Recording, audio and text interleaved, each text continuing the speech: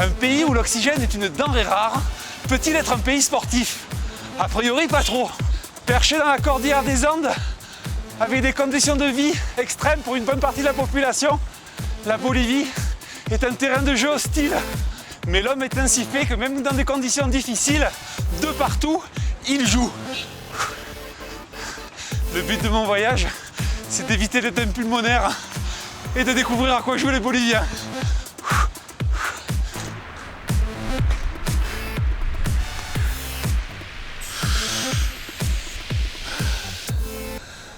Bienvenue en Bolivie.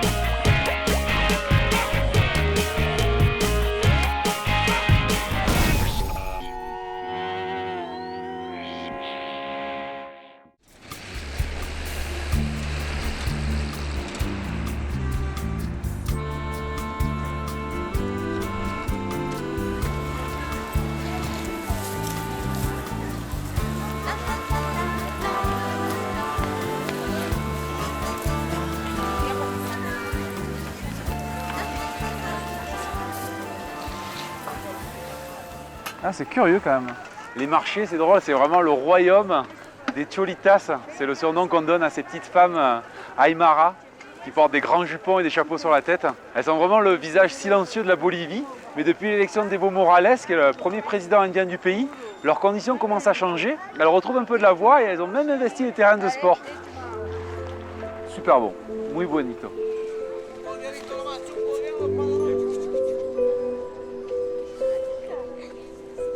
Teresa n'est pas exactement une cholita comme les autres. Je l'accompagne faire son marché, non pas sur les étals de fruits et légumes, mais au rayon textile, pour choisir la tenue de gala qu'elle portera ce week-end sur le ring.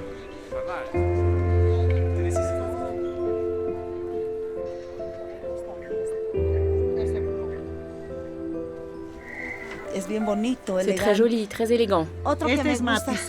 Celui-là a deux couleurs différentes.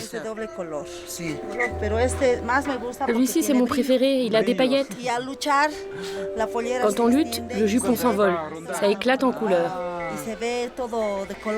Les petits brillants. Et le costume des cholitas, c'est le même depuis toujours?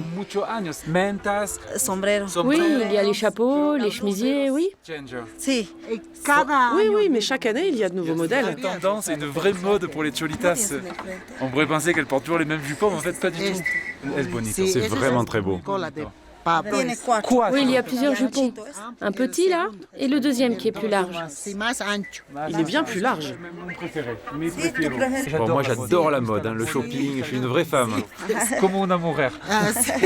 C'est ton costume de compétition? Oui, c'est ce que je porte pendant les matchs. Perfecto. Teresa, tu es un peu la Paris Hilton des cholitas, hein? De las cholitas. Una fashion victime, tu es.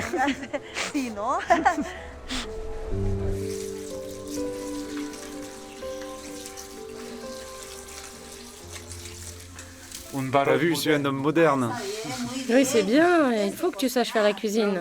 Et toi aussi, tu es une femme moderne. Une maman, une épouse parfaite, mais aussi une catcheuse. Oui, c'est un peu ça, oui. Petite femme au foyer le jour, et catcheuse le soir, c'est quand même assez singulier comme fonction. Et ça te plaît de botter les fesses des mecs? Les frapper? Tu les pegas quand même un peu. Ah oui, alors. La cholita sur la mujer de pollera. Traditionnellement, j'ai l'impression que les cholitas sont des femmes réservées, timides. Il y a un vrai décalage entre l'image que nous avons de ces femmes boliviennes et l'image qu'elles donnent sur le ring. Ici, en Bolivie, les cholitas étaient déconsidérées. Elles étaient là pour faire à manger, pour faire le ménage, et c'est tout. Mais aujourd'hui, c'est plus le cas.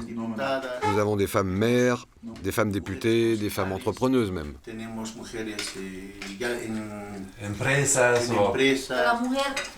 Nous montrons au monde que la femme bolivienne peut aussi faire du catch. C'est pas un sport réservé aux hommes, même si c'est un sport de contact, un sport rude. Je peux te dire que je suis catcheuse et j'en suis fière. Très fière. Et raconte-moi, comment ça t'est venu l'idée de faire du catch? En fait, mon mari est lutteur depuis l'âge de 15 ans. D'ailleurs, c'est comme ça qu'on s'est rencontrés. Elle venait me voir.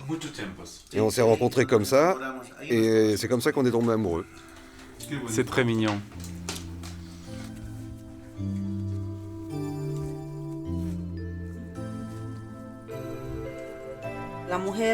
La femme bolivienne se doit de se montrer ainsi.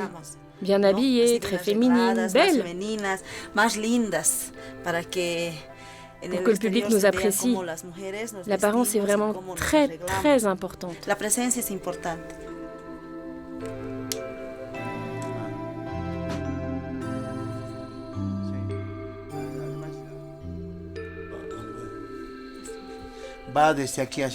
me fait plaisir de la voir comme ça, élégante, belle. En tant qu'époux, tu vois, je suis fier.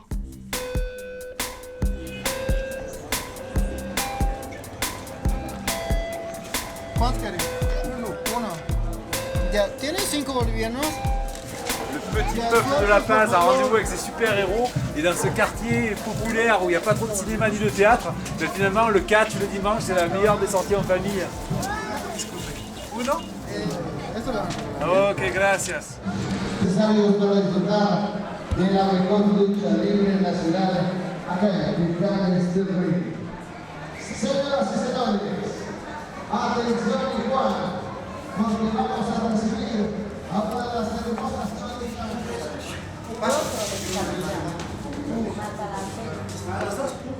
Bon, c'est un peu le catch du tiers-monde, un peu cher. Vestiaire de fortune, quelques minutes avant de rentrer en scène, ils rafistolent leur mauvais costume et leur masque. Mais il y a beaucoup de passion, ils sont super sincères et je suis sûr que le public sera heureux et que ça va faire un beau spectacle. Bonne chance. Hein. Allez, à tout à l'heure.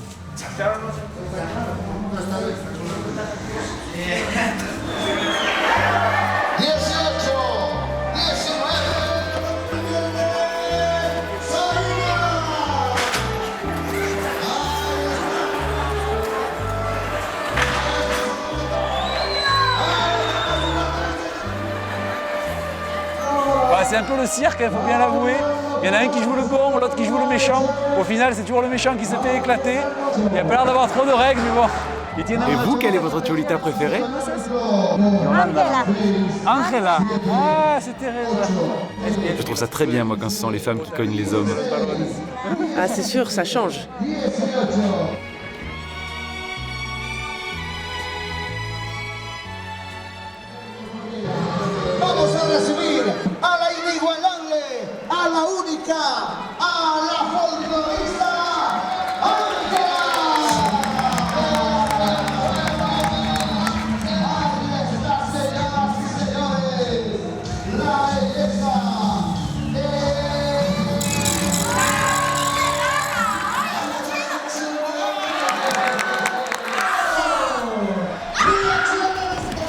Gentille épouse et la douce mère au foyer s'est transformée en un clown guerrier qui harangue la foule et qui distribue les calottes. C'est quand même très drôle de la voir se battre avec son mari.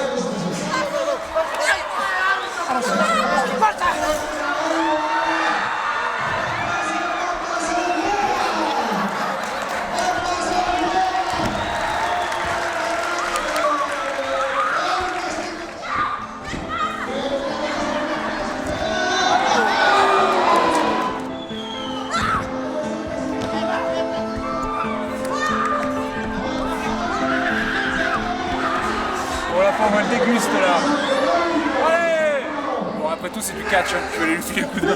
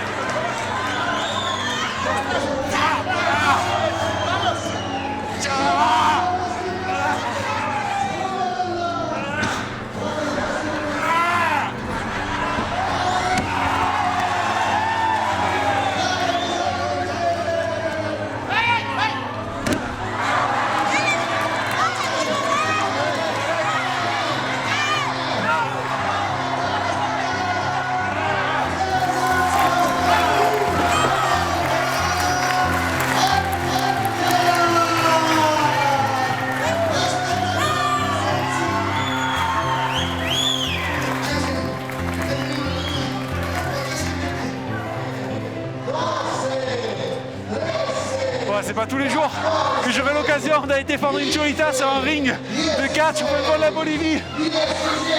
Après, c'est un peu une allégorie du rapport entre les hommes et les femmes. Au début, elles prennent des calottes et à la fin, c'est elles qui gagnent.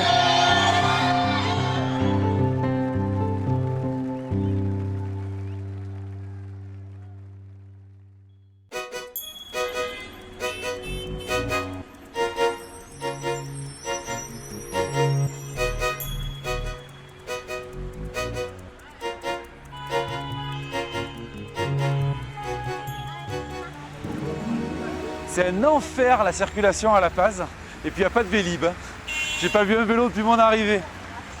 Alors c'est sûr que dans un pays où la moindre route fait passer le col de l'Alpe d'Huez pour un faux plat, señorita, il faut quand même une drôle de dose de passion et de folie pour aller faire du deux roues et pédaler. Mais je crois que les petits gars que je vais rencontrer n'en sont pas dépourvus.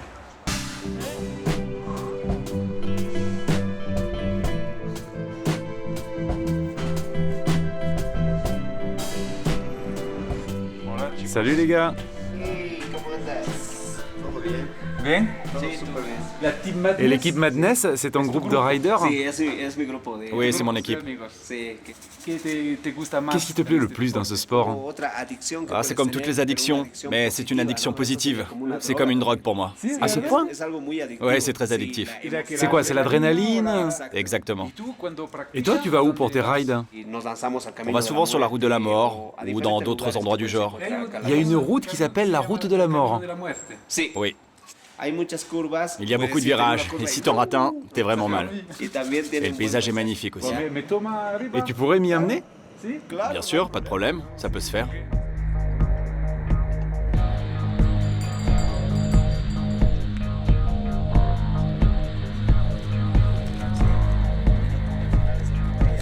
Bon, la fameuse route de la mort démarre d'un col à 4700 mètres d'altitude sur les hauteurs de La Paz.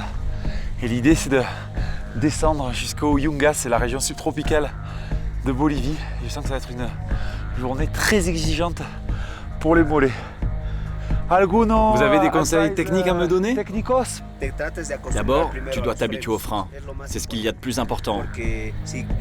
Parce qu'à la moindre erreur de freinage, tu t'envoles. Ouais, non, c'est pas bon ça. Voilà. Et c'est une balade bien sportive. Ah oui, c'est très sportif. Bon, avec les riders de La Paz. Allez. Allez, c'est parti mon poulet, on y va.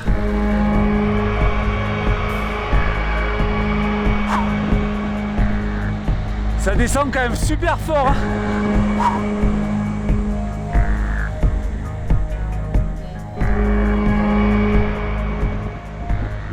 C'est vraiment un grand bol d'air frais. Après la pollution et le trafic de La Paz, là ça fait un bon petit shoot d'adrénaline, c'est parfait. On a déjà descendu 500 mètres de dénivelé. Je suis obligé de décompresser, tellement c'est abrupt.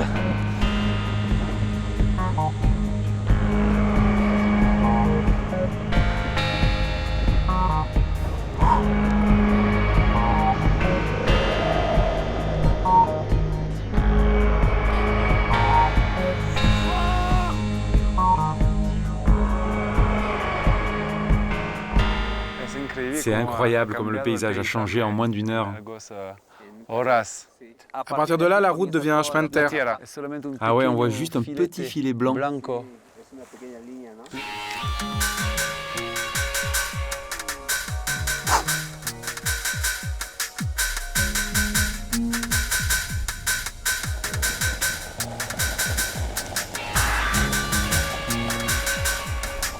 il y a quand même deux écueils. C'est ce terrain hyper accidenté avec des pierres où il n'est pas facile de tenir l'équilibre. Et deux, les précipices qui bordent la route. Et là, je me dis, bon, voilà, on va pas jouer les aventuriers, mais faut vraiment pas rater son virage, quoi. Si tu tombes ici, il n'y a pas de joker. Hein. C'est juste hallucinant, quoi. On va y aller tranquillo, hein.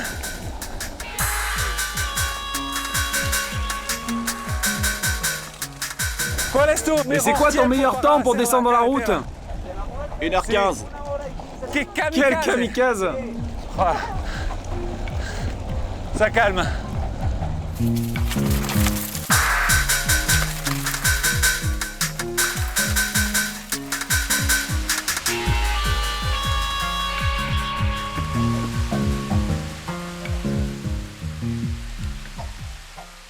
C'est un véhicule là? Non, c'était. Le paysage est fantastique, mais c'est aussi comme un cimetière géant. Oui, c'est vrai. Tous les 50 mètres, il y a une croix, un bouquet de fleurs, une histoire. Non, c'est un lieu assez tragique en fait. Ici, on dit que la beauté tue. C'est sublime, mais c'est mortel.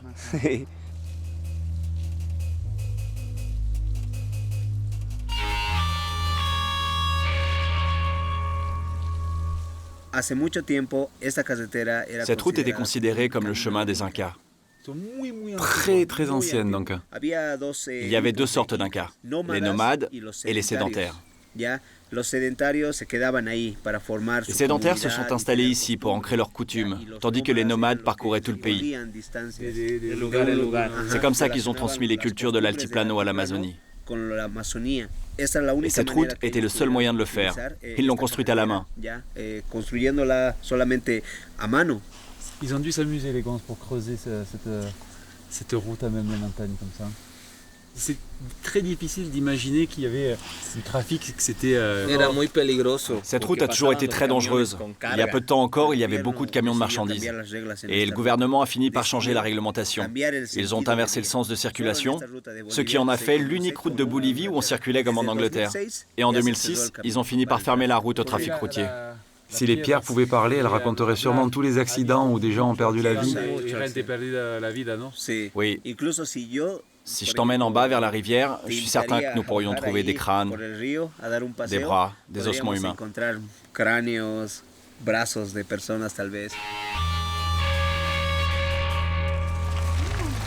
Allez, on croise les doigts.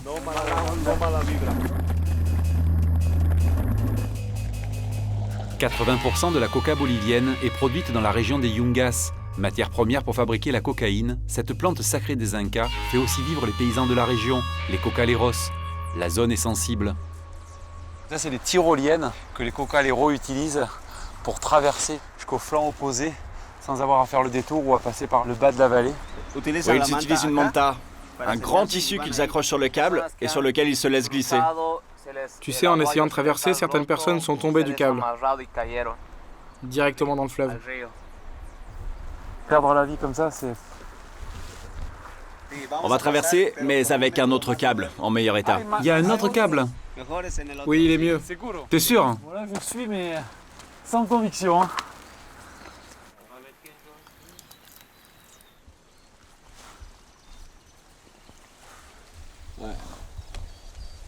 C'est super, super beau.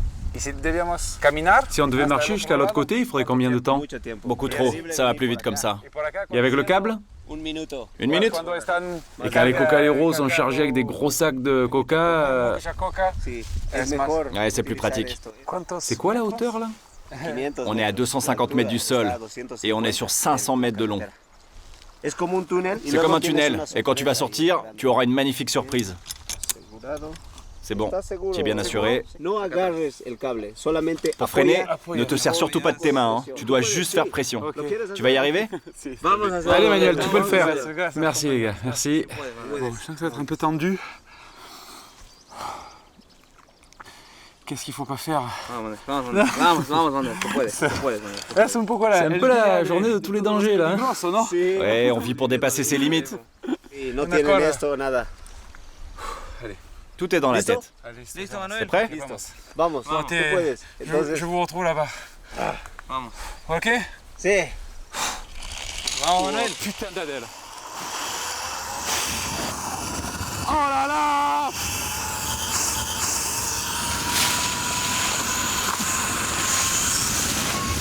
Oh! Oh!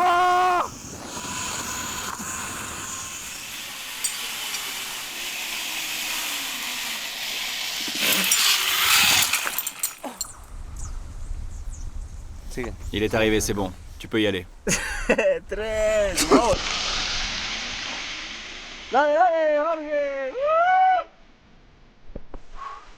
Ah, faut pas avoir le vertige. C'est sûr que ça gagne du temps. On n'a même pas le temps d'avoir vraiment peur, mais c'est le grand 8 puissance 10 quoi. Waouh. Perfecto. Quand tu sors du tunnel, ça s'ouvre. C'est grandiose. Tu te sens un peu aspiré par le vide. Tu te sens très... Tout petit. Oui, pequeño.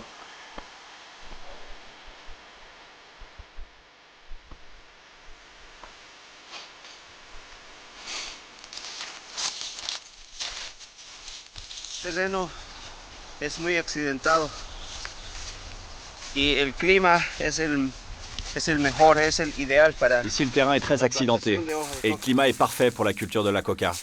C'est une tradition ancestrale parce que cette plante a beaucoup de propriétés médicinales. Et c'est légal en Bolivie. Mais le problème, c'est qu'on l'utilise aussi pour fabriquer la cocaïne. Oui, c'est vrai, il y a des gens qui la cultivent et qui en plus la vendent comme une drogue. Mais tu sais, notre président actuel, Evo Morales, c'est quelqu'un du peuple. Il était aussi un cocalero. Dans sa jeunesse. Oui, quand il était jeune. Le plus important, c'est qu'il a été l'un des initiateurs des mouvements de défense de la coca. Por la defensa de la hoja de coca, que dice, en disant que la coca, c'est pas la cocaïne. No es cocaína, dice.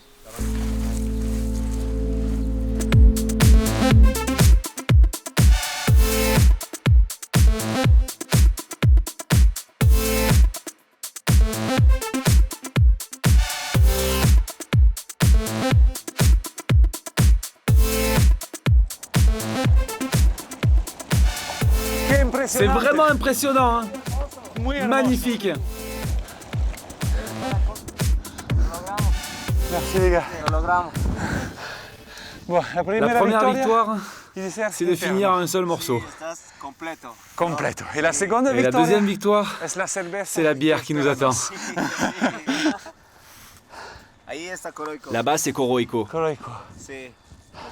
On retourne à la civilisation. On revient à la civilisation. Quel incroyable pays vous avez. Ouais, c'est un petit pays, mais qui a beaucoup de choses à offrir. Et tu n'as encore rien vu. Allez.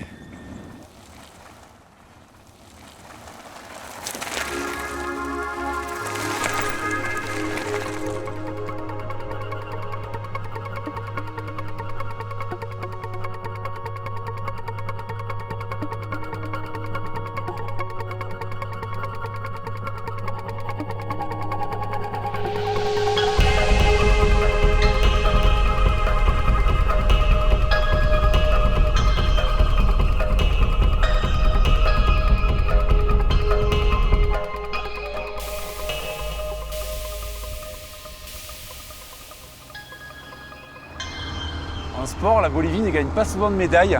En revanche, en géographie, le pays détient quelques records.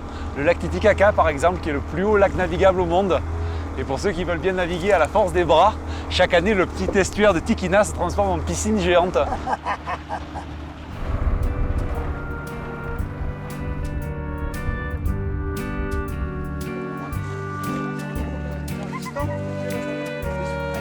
Ça va vraiment de 7 à 77 ans.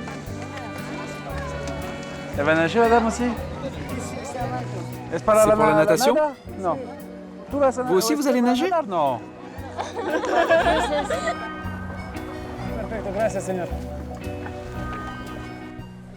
Quelle est la distance à peu près? D'ici à l'arrivée, il y a 800 mètres en ligne droite.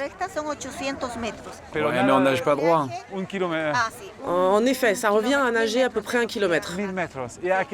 Et nous sommes à quelle altitude ici? Le lac, il est à 4200 mètres. Et la température de l'eau?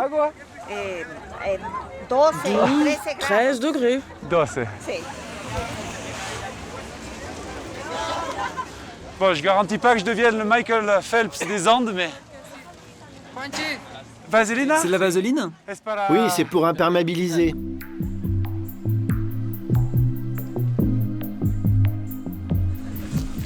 Merci, c'est bien bon, madame. Même les Boliviens sont transis de froid, donc ça donne à peu près une idée de où on est ma température corporelle. 131 A. 131 A.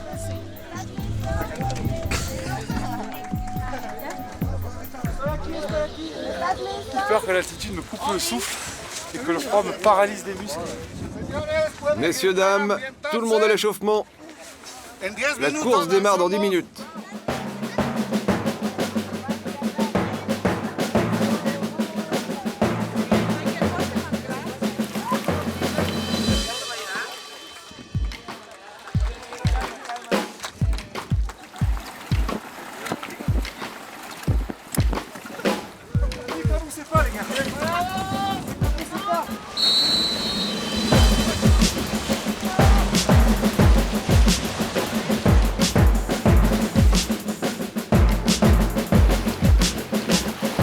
Aucune compétition ailleurs dans le monde ne tolérerait des conditions aussi extrêmes. L'altitude combinée à l'eau glaciale rend l'épreuve particulièrement dangereuse. Et quelques minutes seulement après le départ, les abandons se multiplient. Les naufragés sont recueillis par les bateaux de la marine bolivienne qui patrouillent pour éviter les noyades.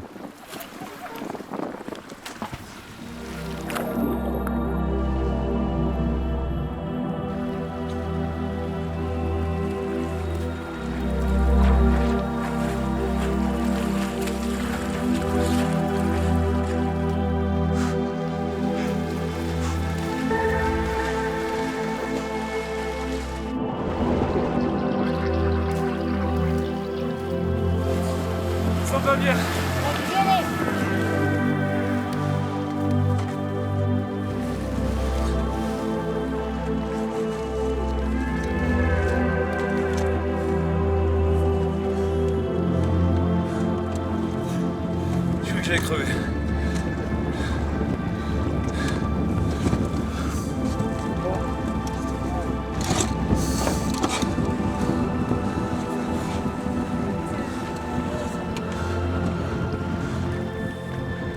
Je suis un peu triste. Je termine comme un misérable sur le Zodiac de la marine bolivienne.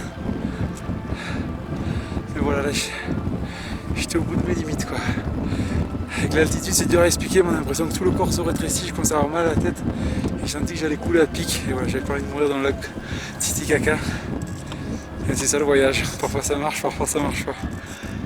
Donc je vais aller boire un thé chaud, me réchauffer un peu, récupérer. Il y a encore plein de belles choses à découvrir en Bolivie, donc on va reprendre la route. Mais alors là, escale douloureuse, putain d'Adèle.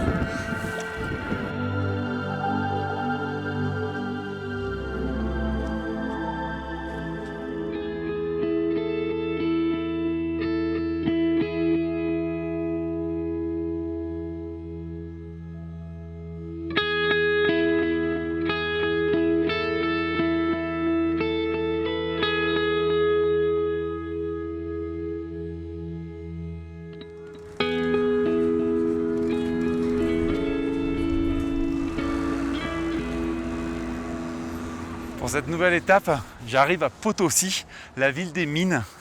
Grâce à cette montagne, Potosí a fait jadis la fortune des conquistadors espagnols et qui est aujourd'hui encore un des poumons économiques du pays. Alors ici, les mineurs n'ont de passion que pour un seul sport, le football. C'est grâce au ballon rond que je pars à la rencontre des gueules noires de Bolivie.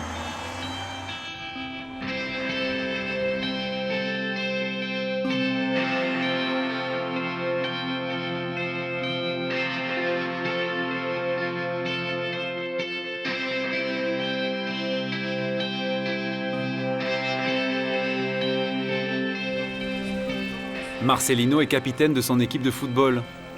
Tous les jours avant de descendre à la mine, il fait un détour par le marché de la ville pour acheter son matériel. Qu'est-ce que c'est ça? Ça, c'est du nitrate. Ici, on a du nitrate, de la dynamite, un détonateur et la mèche. Et avec tout ça, on peut faire une explosion. L'explosive. Dynamite. Ce qui est juste incroyable, c'est qu'entre les stands de bricoles et de fruits et légumes, on peut acheter de quoi faire sauter la moitié de la ville, quoi. C'est grâce au minerai qu'on vend qu'on peut acheter du matériel. Et pourquoi c'est à vous d'acheter le matériel? Vous travaillez pour une compagnie privée ou... Non, non, c'est une coopérative. Ce qui veut dire que la coopérative appartient aux mineurs. Bon, je pars avec mon nitrate. Il vaut mieux pas fumer là. Hein. Non, non, ok.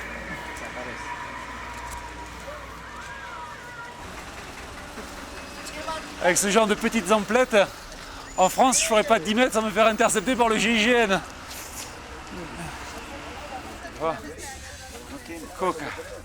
La coca, pour les mineurs, c'est fondamental. Oui, elle nous donne de la force. On sent plus la fatigue. Et dans la mine, elle te fait oublier la faim.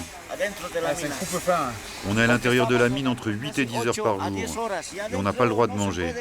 C'est pour ça la coquita est vitale. C'est fondamental. Tout ça, c'est pour nous et pour El Tío. Et c'est qui, El Tío? C'est le diable qui veille sur la mine. Ils font des offrandes. Ça se boit, ça? Oui, si tu bois ça, t'es un vrai mec. 96 degrés. Si t'es pas habitué, ça te tue, ça. Mais vous le mélangez? Oui, avec ça. Bon, on a fini les emplettes, on a la coca, quelques kilos de dynamite et d'explosifs. Merci à vous.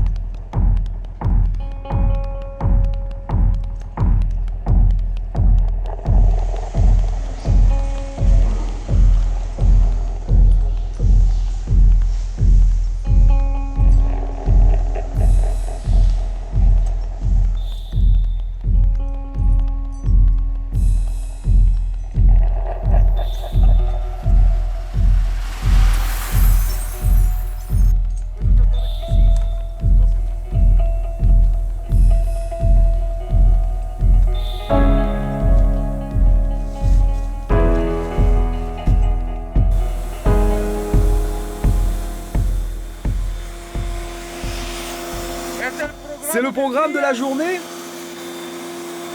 Non, c'est le programme des matchs de demain. Porvenir, c'est ici, c'est notre équipe. Rey Socavón, c'est les autres, c'est une autre section. Une autre section de la coopérative. Ils sont bons? Oh, moyen, mais c'est nous qui allons gagner. Je croyais que c'était le programme des turnovers, en fait c'est les parties de foot.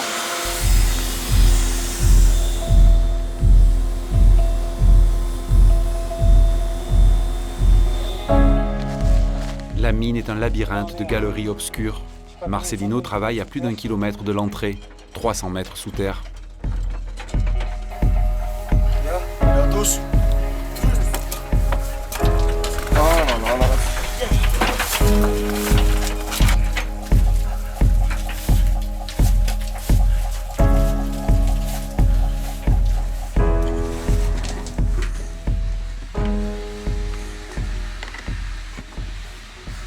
On arrive dans la zone où il perfore et où il dynamite la roche.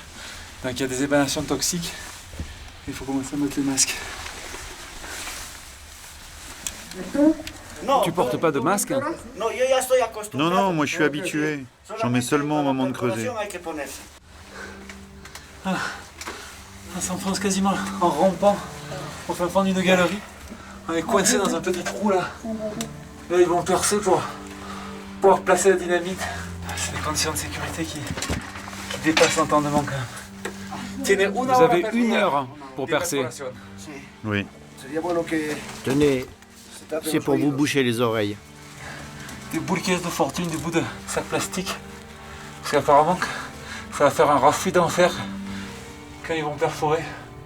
Mais l'idée qu'ils creusent là, que ça sent plus de poussière, qu'il y ait des blocs de roches qui tombent et qu'il n'y ait pas d'issue pour sortir, ça me met un tout petit peu mal à l'aise quand même.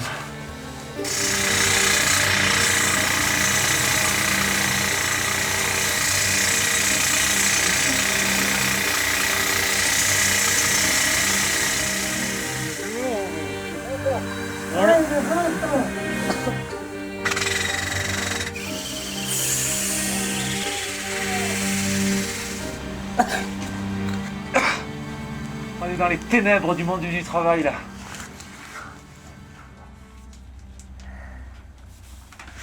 Me gusta el papel. Ah, là c'est germinal quoi. Les gars ils travaillent à la dynamite sans protection. Ils font tout à la main. Un peu plus. Et ça suffit pour provoquer une grosse explosion. Oui. C'est cette mèche-là qu'on allume? Oui, ici, et après tu cours. Tu m'étonnes quand on va courir. Comme ça? Oui, un peu plus. C'est bon, patate de dynamite là. Bien serré, hein? Et tout ça, ça donne des stars. Et vous savez où se trouve le minerai ou vous cherchez au hasard, hein? Non, on se repère grâce à ça. Tu vois la trace là? Bah, c'est un filon. Là, ça veut dire qu'il y a du minerai derrière, alors. Ah, d'accord. Et qu'est-ce qu'on trouve ici? De l'argent. Seulement de l'argent.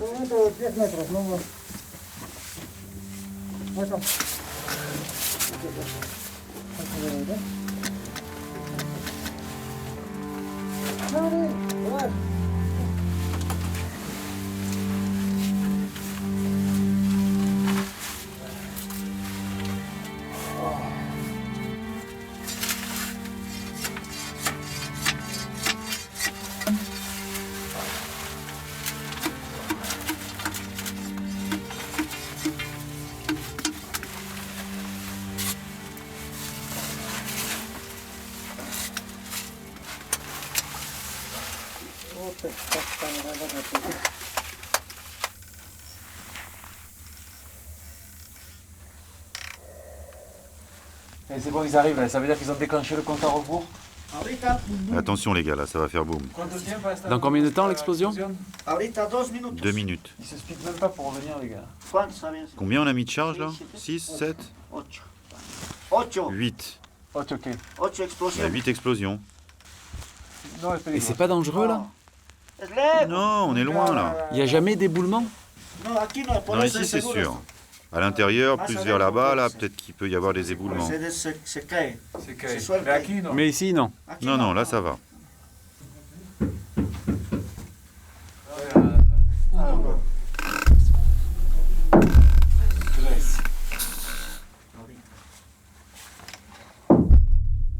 Ça vibre et tout. 5, 6.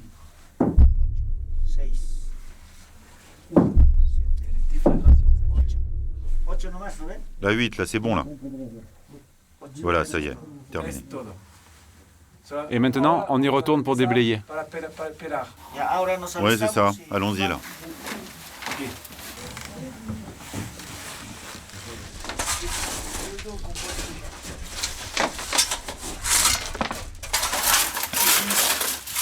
Allez, je te relais là.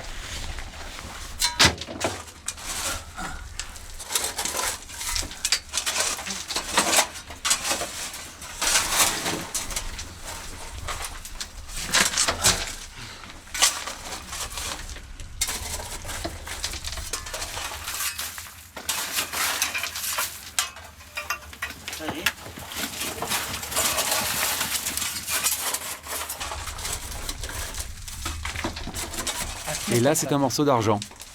Alors, on est vraiment à la source du truc, quoi. Ça veut dire qu'il y en a beaucoup par ici. Oui, et ça c'est à l'état pur. Et dans une journée, vous arrivez à en extraire combien? Ça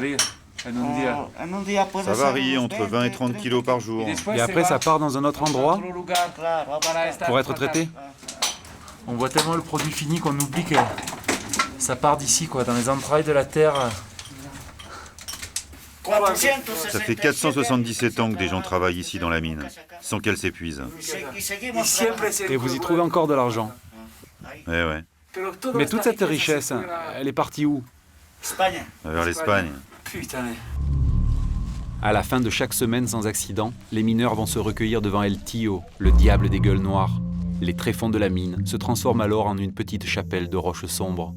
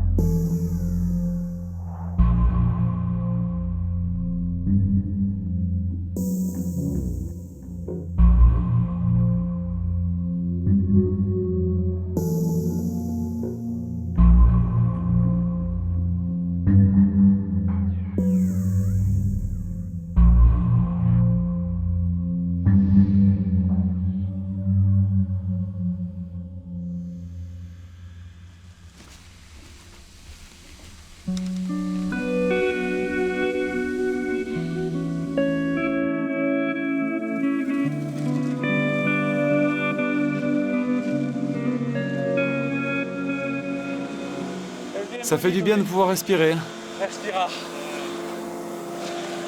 J'ai vu les conditions dans lesquelles vous travaillez. Et j'ai un respect mais immense. Il faut vraiment beaucoup de courage. Il y a une vraie noblesse dans ce que vous faites. Mais c'est dur quand même. Oh non.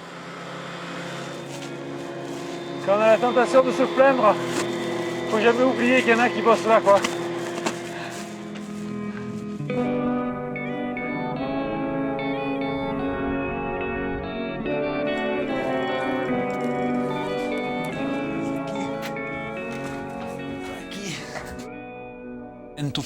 Et toi, tu viens d'une famille de mineurs?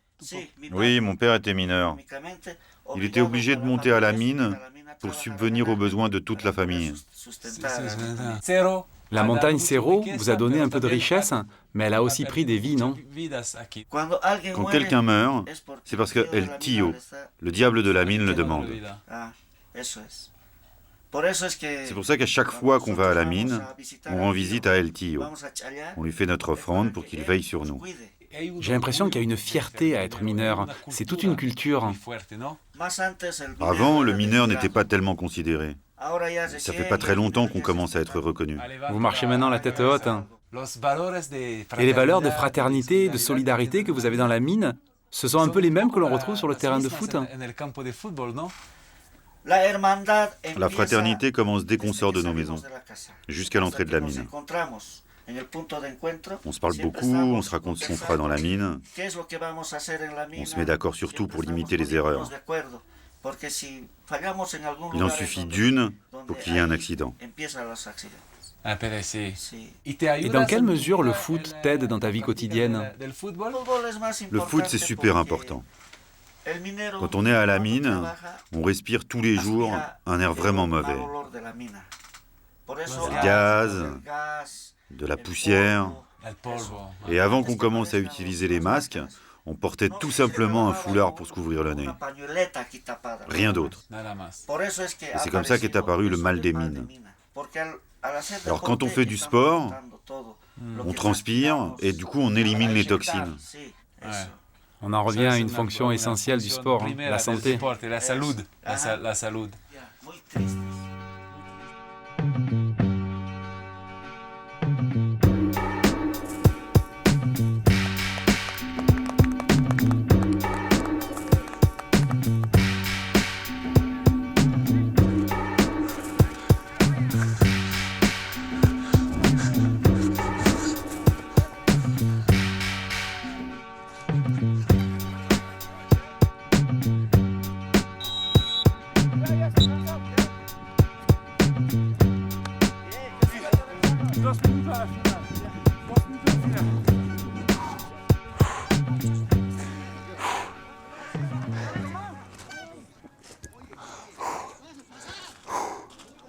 Lors de chaque qualification pour la Coupe du Monde, la Bolivie fait exprès d'accueillir les meilleures équipes dans ces villes les plus en altitude, Potosí ou La Paz. Et ici même, le Brésil ou l'Argentine ont fini avec des branlées et des œdèmes pulmonaires. C'est un peu le sort qui m'est réservé là.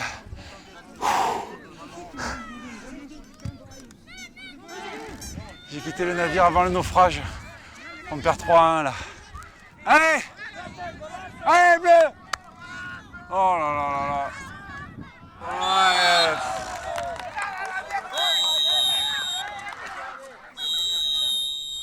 Ouais. On a quand même eu quelques occasions de marquer. Mais ouais, on a même touché la barre. Ouais. Bon, ils sont super fâchés d'avoir perdu. Ouais, là on n'a pas eu de chance. La prochaine fois... Et ce qui est toujours attendrissant, c'est qu'indépendamment du niveau, les gars, ils jouent leur trip, quoi. Merci. On a hélas perdu, mais ici plus qu'ailleurs, le sport est vraiment un prétexte. J'oublierai jamais que ces gars-là, ils jouent pour se faire plaisir, mais aussi pour pas mourir ou pour mourir moins vite. En tout cas, voilà, en termes de solidarité, de fraternité, c'est un truc qu'on a tout compris. Gracias. Merci les gars, et désolé pour la défaite. Gracias.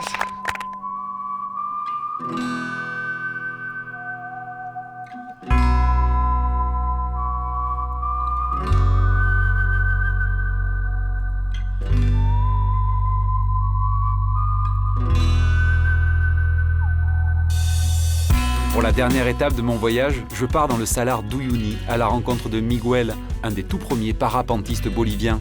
Son rêve, découvrir par les airs ce désert de sel grand comme la Corse.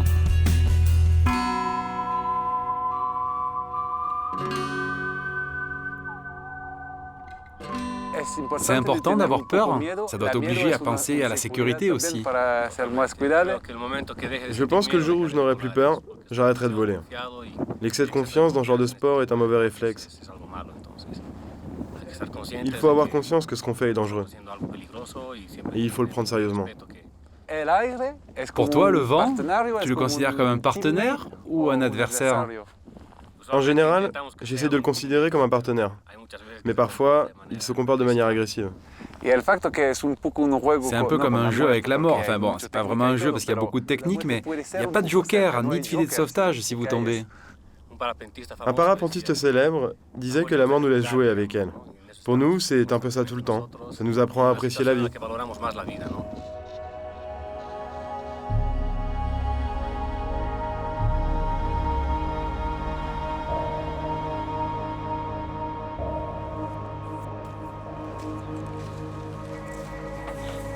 Salut Gustavo. Salut Manu. On va essayer d'accéder au sommet du volcan là-haut pour voir si on peut décoller. J'espère que les conditions seront bonnes. Pour l'instant, le vent s'est pas encore trop levé.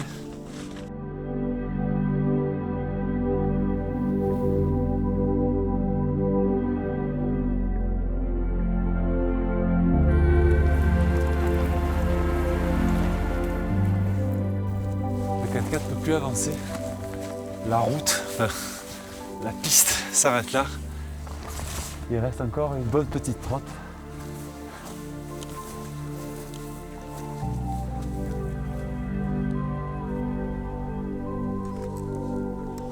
Compañeros!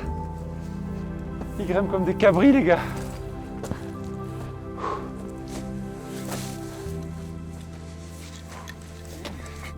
Pour l'instant, ça souffle à 12 km/h. Donc là, le vent, il est très faible.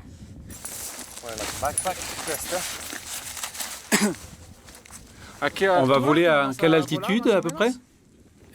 En ce moment, nous sommes à 4200 mètres. Et tout à l'heure, avec un peu de chance, nous allons monter jusqu'à 4500. Et par rapport au sol? Là, il y a 600 mètres. Alors, je vais compter jusqu'à 3 et tu vas commencer à descendre en courant. Et je suis ton mouvement. Il faut toujours que tu regardes vers l'avant, tout droit. Et même une fois en l'air, tu continues à courir. Et même quand on a décollé, je pédale le plus vite possible. Oui, tu fonces.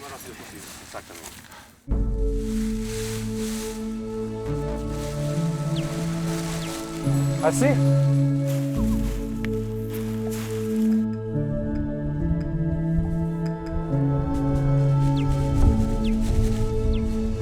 Ils sont pas gros, hein, les fils.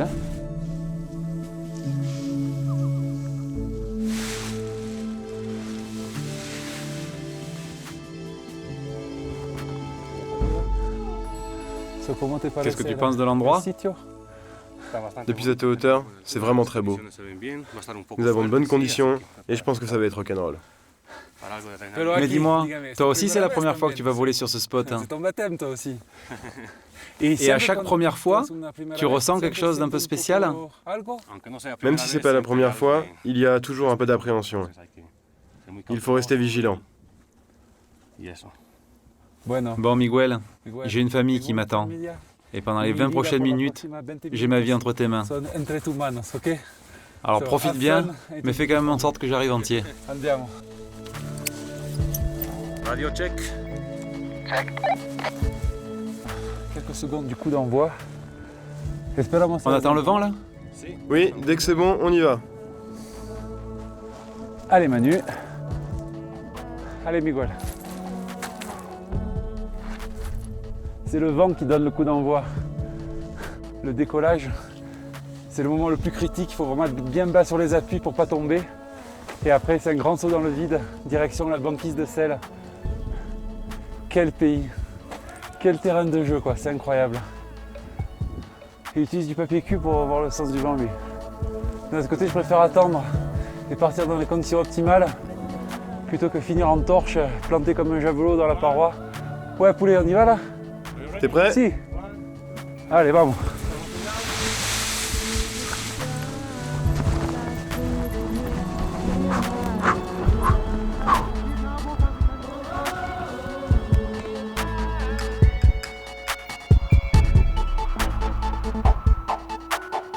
Salut Nicole. Ça va bien. On est au top là.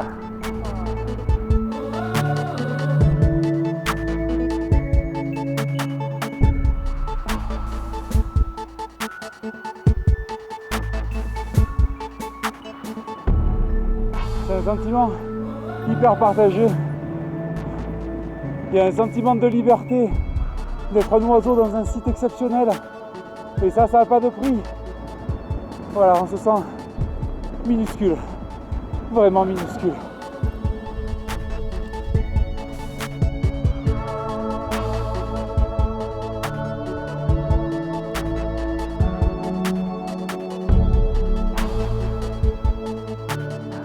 C'est dans l'immensité du Salar que je vais conclure mon voyage. J'en ai physiquement un peu bavé, je dois bien avouer, mais je reviens plein de globules rouges. Et j'ai surtout pris un immense plaisir à découvrir la Bolivie. En tout cas, je vous retrouve bientôt dans un autre endroit du monde. À la prochaine. Salut!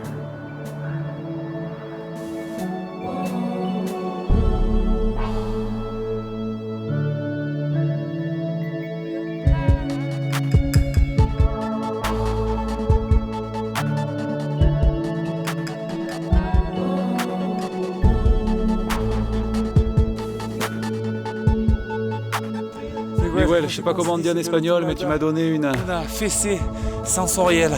L'adrénaline. C'était une adrénaline incroyable. Muchas gracias. C'est super.